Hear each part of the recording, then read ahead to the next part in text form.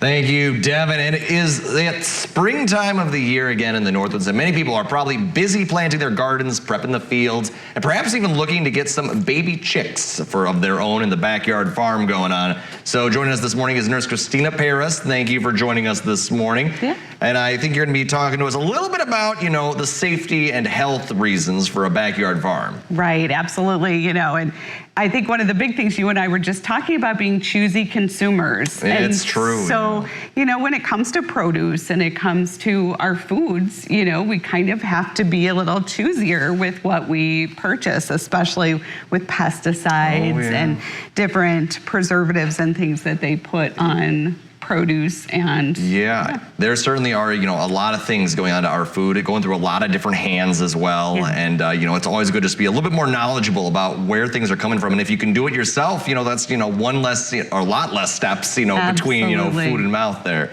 So let's get right into it this morning. So explain to us, what exactly is a backyard farm?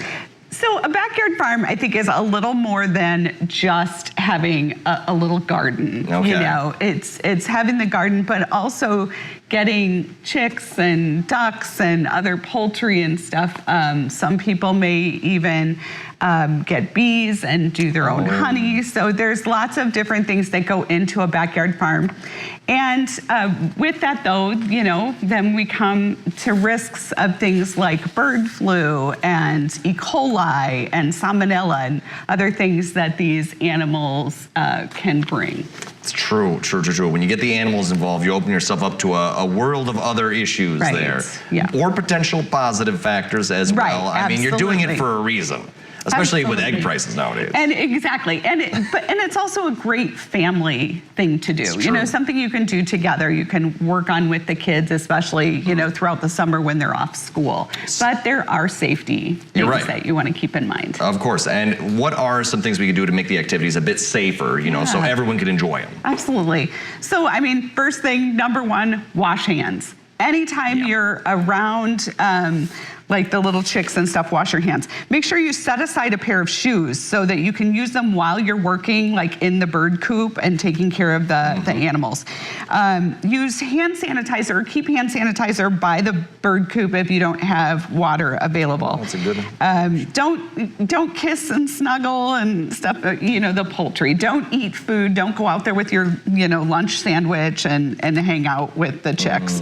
And make sure you keep your supplies separate from the house or from other supplies that you use for your garden. You don't want to use for the bird coop too, because that could spread the salmonella to the vegetables and things that you're using. No, that's good advice. Keeping things separate, and having different items for everything. And I like especially the idea of different shoes and footwear, and probably different gloves as well for dealing with poultry and animals, as opposed to just your backyard gardening or doing something recreationally. Absolutely. And then handling the eggs safely, making sure you're cooking things safely, cleaning off the eggs before you bring them into the house. Make sure you refrigerate them. Cooking, you want to make sure that internal temperature for either chicken or the eggs is at least 160.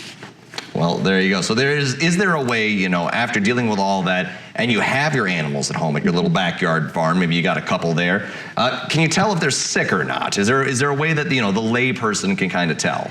Right, so those are things you do want to watch for, absolutely. And they will start to maybe not eat or drink, maybe they'll have ruffled feathers, their stools will become more runny, maybe discharge from their eyes, or you'll notice they're not breathing well. Sometimes they can even have discolored or irregular shaped eggs, so you want to watch for that.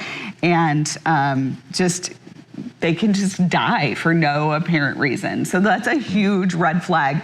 Right now, in fact, with the songbirds that we're seeing, and this happened to us last year too, they're getting salmonella and they're getting sick, and so we're finding songbirds dead unexpectedly in the yard. And if that happens, or if they're sick, you want to safely remove them. Make sure you're washing your hands using hand sanitizer and cleaning even songbird feeders with bleach and cleaning them out frequently. Yeah, and speaking of just like animals just kind of randomly passing away, we've talked before about bees. You know, there's certainly been just a bee, you know, huge dying off of the last 2 years especially, and they just can't seem to figure out why. So, you know, safety and cleanliness, I'm sure, go a long way as well. Absolutely, absolutely. Yeah. So what can we do if we encounter a sick animal? So what are the steps that we are gonna take at home? Yeah, so absolutely. You know, if you find that that you're around a sick animal, you want to make sure you're washing your hands, you're contacting your doctor if you think that you've been exposed to something. Watching for some symptoms. Usually you're going to get GI symptoms, nausea, vomiting, diarrhea. That kind of comes with E. coli, Salmonella, Campylobacter, all of those, you know, kind of have similar symptoms. And the best way to really tell for that is to go in, talk to your doctor, have that exam. Sometimes they'll want to do stool samples to actually correctly identify what bacteria is in you that's causing the problems, and then they'll give you an antibiotic. If you get pecked, scratched, something like that, you want to clean that really good with soap and water. Use maybe a Neosporin antibiotic treatment. Watch it really closely. Any changes, go see your doctor. Well, that's good advice, and I'm sure people are getting ready, getting into the chicken game, because I'm sure, I've had siblings think that they just wanted to, pick up backyard farming themselves as well, and the chickens seem like the natural first step. Yeah. And right, as fun as they can be, there is ways to do it that is safe and healthy, and make sure that everyone stays good. Right. Absolutely. Absolutely. You're right. It's a healthy alternative, but do it safely. Absolutely. Yeah. Well, thanks for taking the time this morning, as always. And we look forward to talking a little bit about what's trending coming up after this commercial break.